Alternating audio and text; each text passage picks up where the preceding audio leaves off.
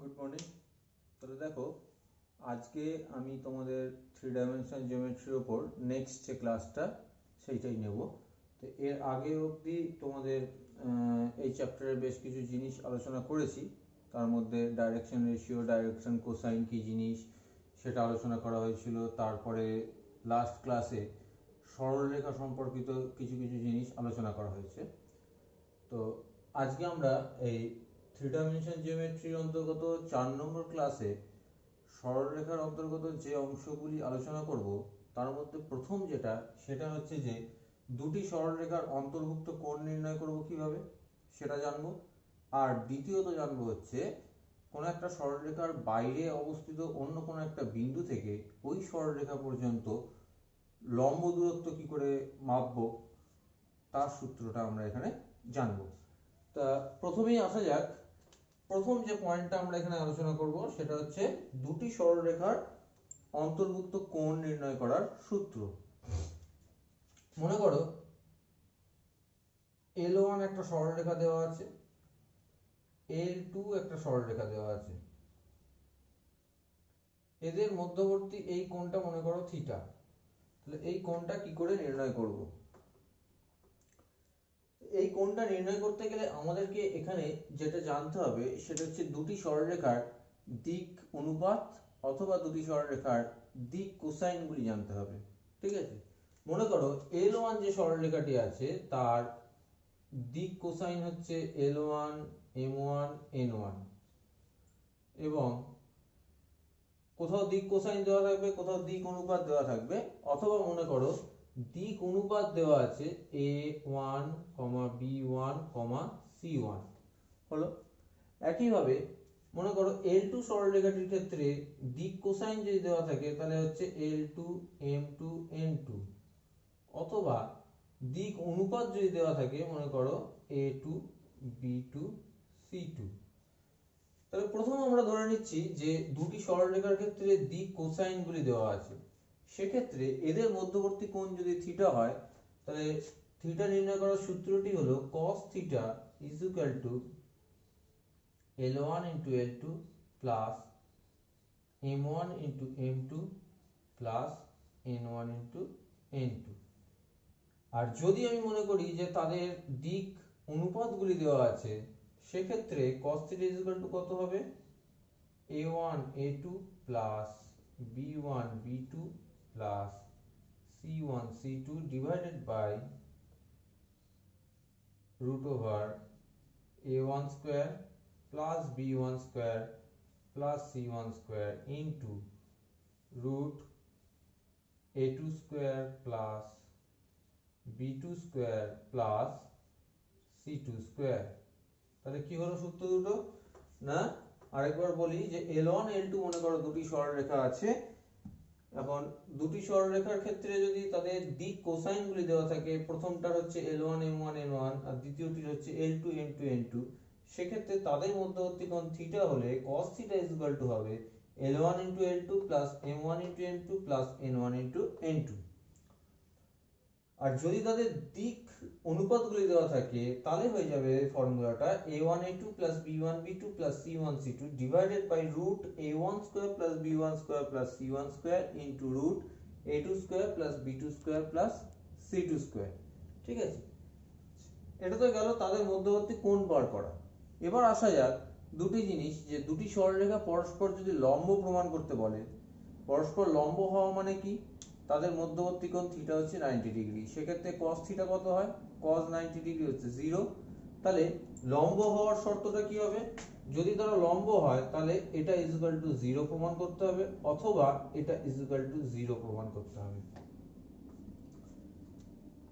আবার বলি, দুটি সরলরেখা যদি পরস্পর লম্ব হয় তাহলে তাদের মধ্যবর্তী কোণ থিটা হচ্ছে 90 ডিগ্রি, cos থিটা হবে 0। তাহলে সেক্ষেত্রে লম্ব প্রমাণ করতে বললে আমাকে দেখাতে হবে L1 N2 plus M1 N2 plus N1 N2 is equal two 0, অথবা যদি কোথাও লম্ব বলে দেয় তখন আমি এই সম্পর্কটা লিখতে পারবো। আর যদি দিক অনুপাতের ক্ষেত্রে হয় তাহলে A1 A2 plus B1 B2 plus C1 C2 equal to 0। এই অংশটা না ধরলেও হবে, কারণ এটা অটোমেটিক্যালি পুরোটা ইকুয়াল টু 0 হয়। তাহলে এই পোরশনটা, নিচের পোরশনটা ক্রস মাল্টিপ্লিকেশন হয়ে 0ই হবে। ঠিক আছে, তাহলে এটা গেল হচ্ছে লম্ব হওয়ার শর্ত। আর যদি দুটি সরলরেখা পরস্পর সমান্তরাল হয় তার শর্তটা হচ্ছে L1 by L2 is equal to M1 by M2 is equal to N1 by N2, অথবা A1 by A2 is equal to B1 by B2 is equal to C1 by C2। এটা হচ্ছে সমান্তরাল হওয়ার শর্ত।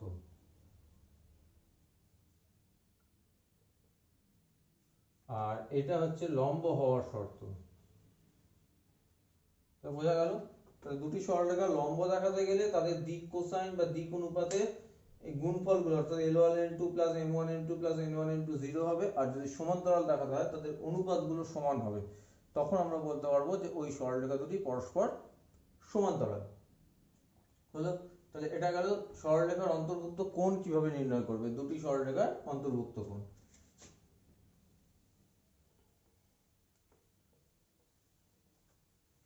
এখন এই সংক্রান্ত কয়েকটি অঙ্ক যদি আমরা একটু দেখি, আলোচনা করি। প্রথম যে অঙ্কটা বলেছে 1,2,3 বিন্দুগামী যে সরলরেখা, আমি অঙ্কটি লিখে দিচ্ছি তোমাদের শর্টে। 1,2,3 বিন্দুগামী যে সরলরেখা 2x minus 3 by 4 2x minus 3 by 4 is equal to 6 minus y by 3 is equal to 7z minus 3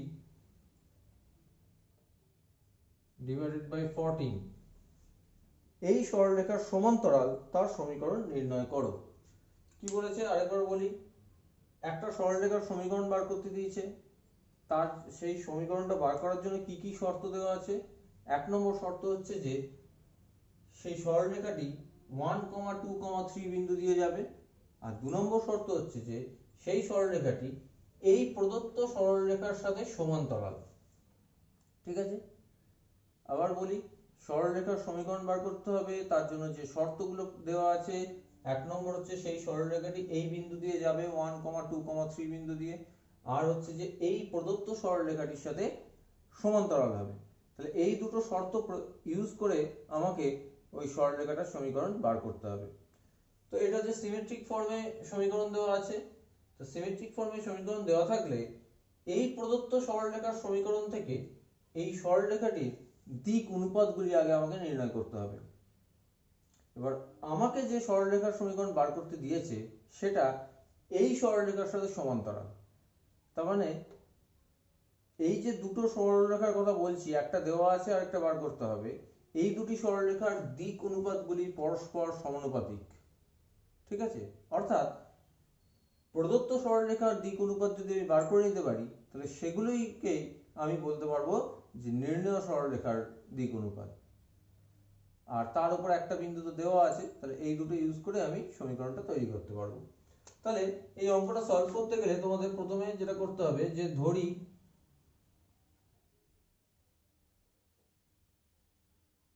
নির্ণেয়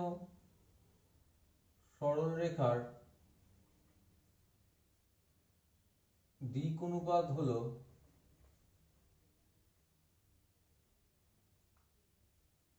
a, b, c। ঠিক আছে, এখন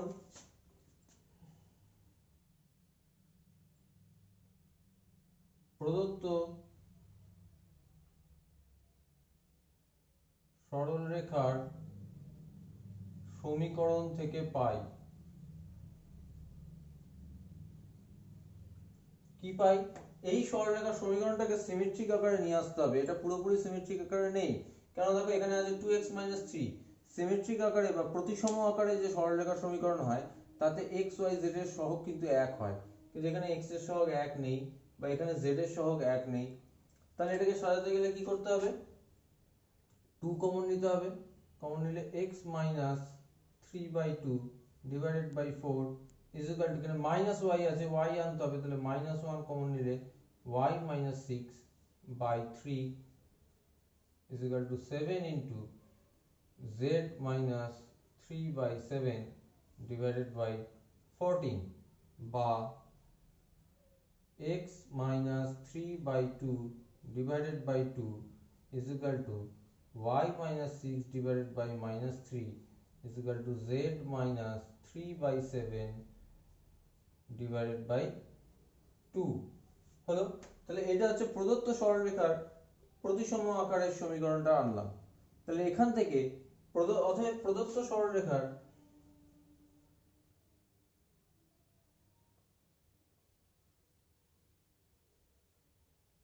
দিক অনুপাতগুলো কি হবে? দিক অনুপাত হবে 2, -3, 2। এটা হচ্ছে প্রদত্ত সরলরেখার দিক অনুপাত। তাহলে নির্ণেয় সরলরেখার দিক অনুপাত কি কি হবে? এগুলোকেই ধরতে পারি 2, -3, 2 এর সমানুপাতিক। তাহলে আমি বলতে পারি অতএব a proportional to 2, b proportional to -3 R c proportional to 2। তাহলে এটা হচ্ছে আমার নির্ণেয় সরলরেখার দিক অনুপাত abc। আর নির্ণেয় সরলরেখাটি 1, 2, 3 বিন্দুগামী।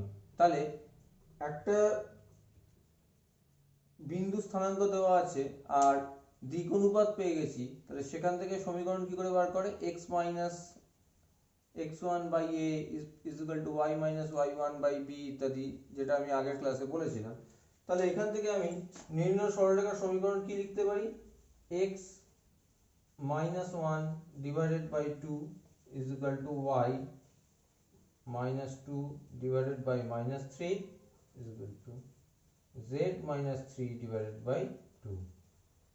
এটাই হবে নির্ণেয় সরলরেখাটির সমীকরণ। দেখে নাও।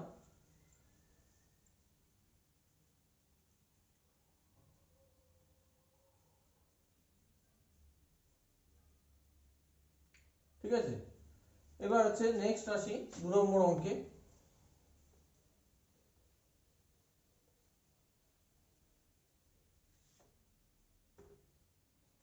2 নম্বর অঙ্কটি বলেছে দুটি সরলরেখার সমীকরণ দিয়ে দিয়েছে। একটা বলেছে x minus 1 by minus 3 is equal to y minus 2 by 2 lambda is equal to z minus 3 by 3 এবং আরেকটা কি দেওয়া আছে? x minus 1 by 3 lambda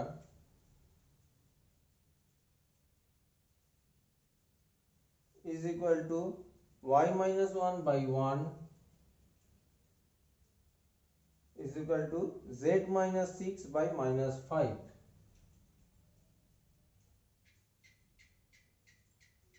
এত বলেছে এই যে দুটো সরলরেখা দেওয়া আছে, এটা একটা সরলরেখার সমীকরণ, এটা একটা সরলরেখার সমীকরণ। এরা বলেছে পরস্পর লম্ব, এটা বলে দিয়েছে। সেখান থেকে আমাকে ল্যামডার মানটা বার করতে হবে। কি কি আছে? x minus 1 by minus 3, y minus 2 by 2 lambda, z minus 3 by 3। এটা গেল প্রথম সরলরেখা। দ্বিতীয়টার ক্ষেত্রে x minus 1 by 3 lambda, y minus 1 by 1, z minus 6 by minus 5। এই দুটো পরস্পর লম্ব যদি হয়, তাহলে দুটি সরলরেখা পরস্পর লম্ব হওয়ার শর্ত কি? না তাদের দিক অনুপাতগুলোর যে গুণফলের সমষ্টি সেটা শূন্য হয়, অর্থাৎ এটা ইনটু এটা প্লাস এটা ইনটু এটা প্লাস এটা ইনটু এটা ইজ ইকুয়াল টু 0। তাহলে আমি সেটা থেকে লিখতে পারি -3 into 3 lambda plus 2 lambda into 1 plus 3 into -5 is equal to 0, বা -9 lambda plus 2 lambda minus 15 equal to 0, বা -7 lambda is equal to 15। তাহলে lambda is equal to 15 by 7। এটা হবে অ্যান্সার।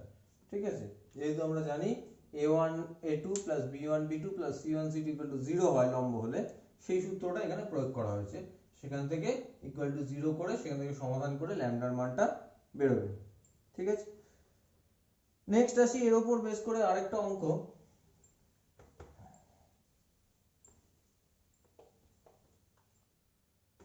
3 নম্বর অঙ্ক বলছে -1 2, 1 -1, 2, 1 এই বিন্দুগামী যে সরলরেখা 2x - 1 by 4 is equal to 3y plus 5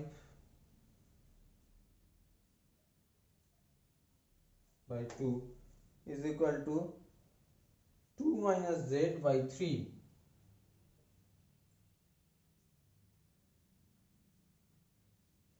এবং x by -3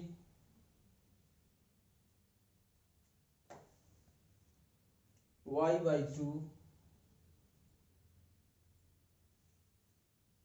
z by 5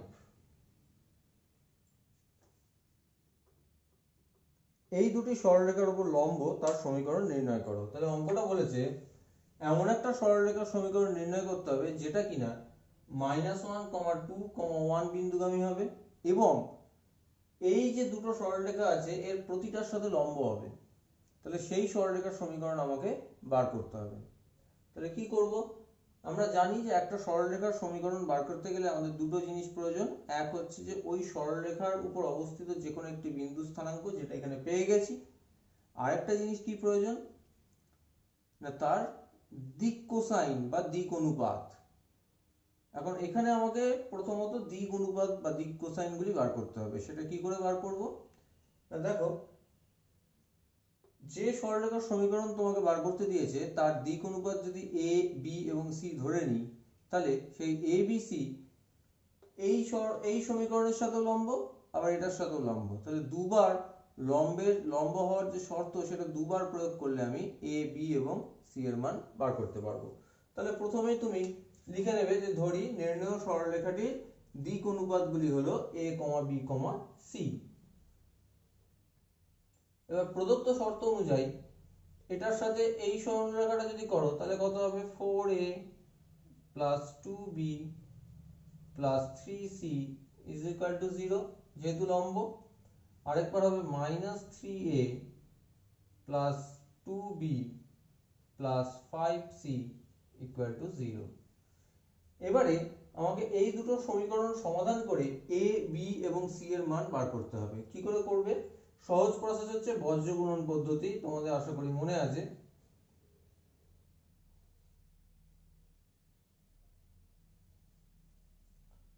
a by কত হবে না, a এর কলামটা আমরা বাদ দিতাম, বাদ দিয়ে b এর কলামে এসে কোনাকুনি গুণ, তাহলে 2 × 5 মানে 10 মাইনাস এখানে আসো 2 × 3 that is 6 b বাই, তাহলে b এর কলামটা বাদ দিলাম, আগের বার 3 দিয়ে শেষ হয়েছিল, তাহলে 3 × -3 that is 9 মাইনাস b বাদ দিয়ে এখানে আসো 5 × 4 মানে 20 c বাই, c এর কলামটা বাদ দাও, 4 এ শেষ হয়েছিল আগেরটা, তাহলে 4 × 2 that is 8 মাইনাস -3 × 2 মানে -6, তাহলে -6 মানে +6 বা a by 4 b by -29 c by 14 হলো।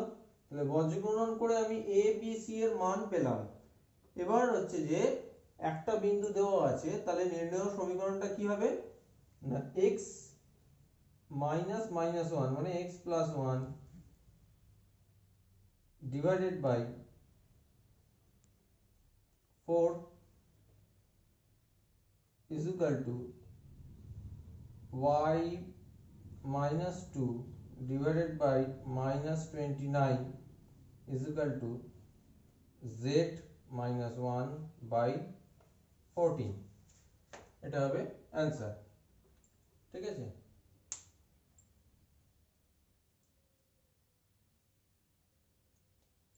আচ্ছা, একটা জিনিস তোমাদের একটু মেনশন করে দিই, এটা একটু ভুল হলো অঙ্কটাতে। দেখো, এই যে সমীকরণটা দেওয়া ছিল এটা কিন্তু সিমেট্রিক আকারে নেই। সিমেট্রিক আকারে যেহেতু নেই, এটাকে আমাদের উচিত ছিল আগে সিমেট্রিক আকারে আনা। তাহলে কি চেঞ্জ হবে? সিমেট্রিক আকারে আনতে গেলে x minus 1 by 2 divided by 2 is equal to y plus 5/3 divided by 2/3 is equal to z minus 2 by minus 3। তাহলে এর দিক অনুপাতগুলি হবে এগুলি 2/3 minus 3। তাহলে সেই অনুযায়ী এখানটা কিন্তু চেঞ্জ হবে, এটা আমাদের একটা ভুল হয়েছে। তাহলে এটা হয়ে যাবে 2, এটা হয়ে যাবে 2/3 আর এটা হয়ে যাবে -3।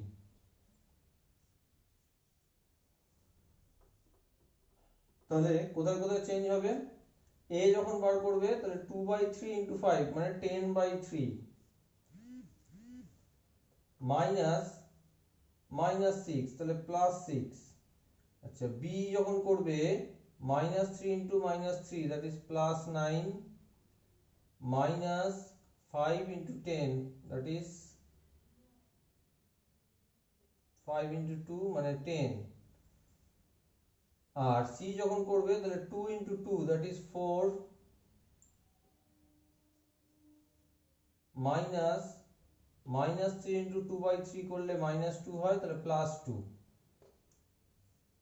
আচ্ছা এই চেঞ্জগুলো একটু হবে, এটা একটু কারেকশন করে নাও। সেই অনুযায়ী এখানে হিসাব করে বসাতে হবে। এটা করলে হবে হচ্ছে 18 28/3, এটা হবে -1 আর এটা হবে 6। তাহলে এটা অ্যান্সার হয়ে যাবে 28/3, this is -1 and this is 6। এইটা হয়ে যাবে অ্যান্সার।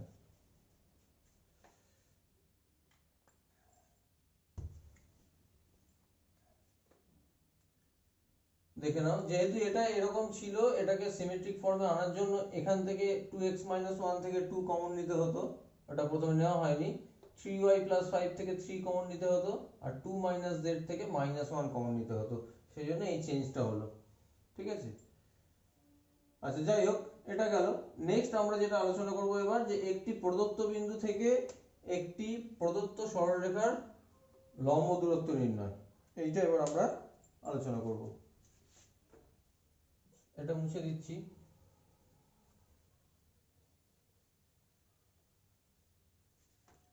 আচ্ছা, তো একটি প্রদত্ত বিন্দু থেকে একটা প্রদত্ত সরলরেখার লম্ব দূরত্ব কিভাবে নির্ণয় করব, তার জন্য আমি একটা উদাহরণ তোমাদেরকে করে দেখাই, একটা অঙ্ক করে দেখাই, তার মধ্য দিয়ে এটা পরিষ্কার হয়ে যাবে যে কিভাবে করতে হবে। অঙ্কটা হচ্ছে, বলেছে একটি ত্রিভুজের ভূমির দৈর্ঘ্য 5 একক।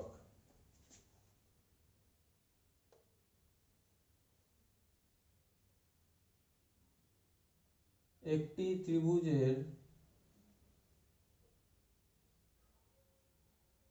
ভূমির দৈর্ঘ্য 5 একক এবং তার সমীকরণ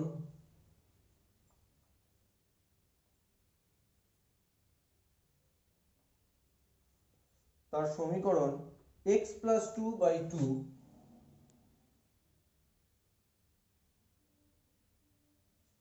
is equal to y - 1/1 is equal to z/4। এটা দেওয়া আছে। কি বলেছে? ত্রিভুজের শীর্ষবিন্দু 1, -1, 2।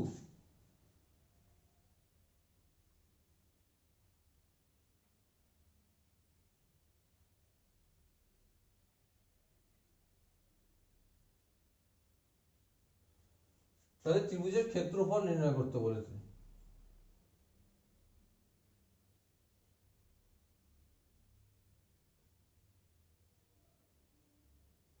তাহলে অঙ্কটা বলি আরেকবার। কি বলেছে?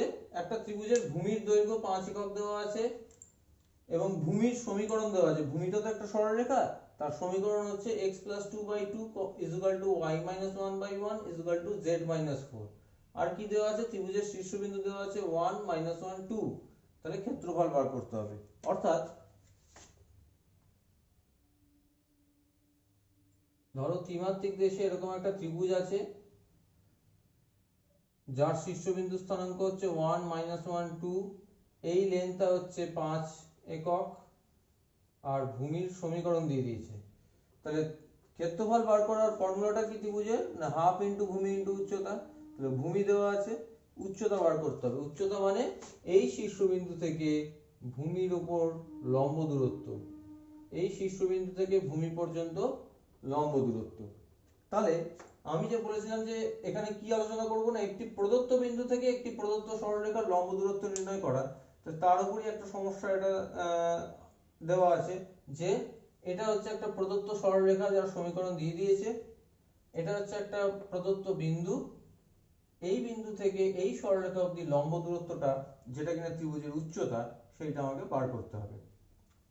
ঠিক আছে, তাহলে কিভাবে করবে? তাহলে দেখো, এটা করতে গেলে প্রথমত হচ্ছে যে ভূমির সমীকরণ কি দেওয়া আছে, x plus 2/2 is equal to y minus 1/1 is equal to z এত।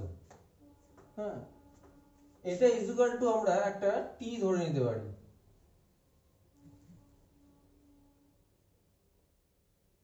যেখানে t যে কোনো ধ্রুবক। ঠিক আছে, কেন টি ধরে নিলাম? এটা যদি টি ধরে নিই তাহলে এই যে প্রদত্ত সরলরেখাটা আছে তার উপরিস্থ যে কোনো বিন্দু স্থানাঙ্ক কিরকম হবে? এই সরলরেখার উপরিস্থ যে কোনো বিন্দু স্থানাঙ্ক হবে 2t - 2, t + 1, 4t। কি করে পেলাম? x plus 2/2 সমান t হলে x হয় 2t - 2, y - 1/1 হলে y হয় t + 1 আর z হয় 4t। তাহলে এই যে সরলরেখাটা দেওয়া আছে অর্থাৎ এই যে ভূমি, এই ভূমির উপর অবস্থিত যে কোনো বিন্দু স্থানাঙ্ক হবে 2t - 2, t + 1, 4t। t এর যেরকম যেরকম মান নেব সেরকম বিভিন্ন বিন্দু স্থানাঙ্ক পাবো। এখন এই যে বাইরের বিন্দু, এটাকে যদি আমি p নাম দিই, তাহলে এই বিন্দু থেকে এই সরলরেখার উপর লম্ব দূরত্ব বার করা মানে এই যে p বিন্দু থেকে এর উপর লম্ব টেনেছি তার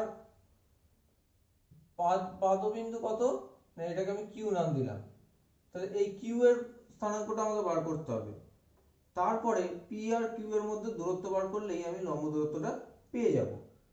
তাহলে এখন মনে করো t = t1 এর জন্য q বিন্দু স্থানাঙ্ক আমি পেয়ে যাচ্ছি। t এর জায়গায় 1 বসালে পাবো, 2 বসালে অন্য কিছু একটা বিন্দু পাবো, সেরকমই ধরে নিলাম t এর জায়গায় t1 বসালে আমি q এর স্থানাঙ্ক পাচ্ছি। তাহলে q এর স্থানাঙ্ক হচ্ছে 2t1 - 2, t1 + 1, 4t1 হলো। তাহলে এটা হলো আমার q এর স্থানাঙ্ক আর p এর স্থানাঙ্ক দেওয়া আছে। এবার আমি কি বার করব না pq এর দিক অনুপাত।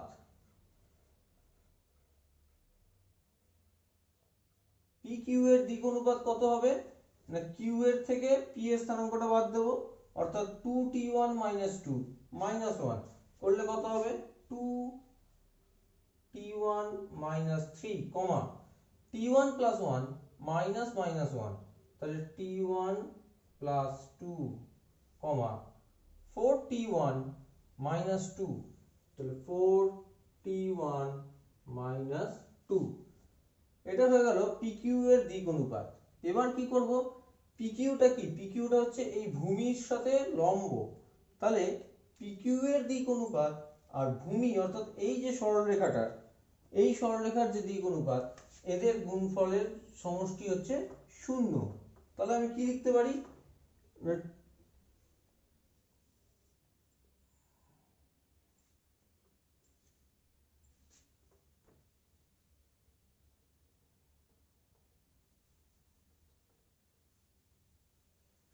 তাহলে দেখো আমি এখান থেকে লিখতে পারি যে 2t1 - 3 ইন্টু কত 2 plus 1 into t1 + 2 plus 4 into 4t1 - 2, এটা ইকুয়াল টু কত হবে 0, যেহেতু এরা পরস্পর লম্ব, তাহলে যেই 0 হলো এখান থেকে আমি হিসাব করে t1 এর মানটা বার করব। কি করে পাবো?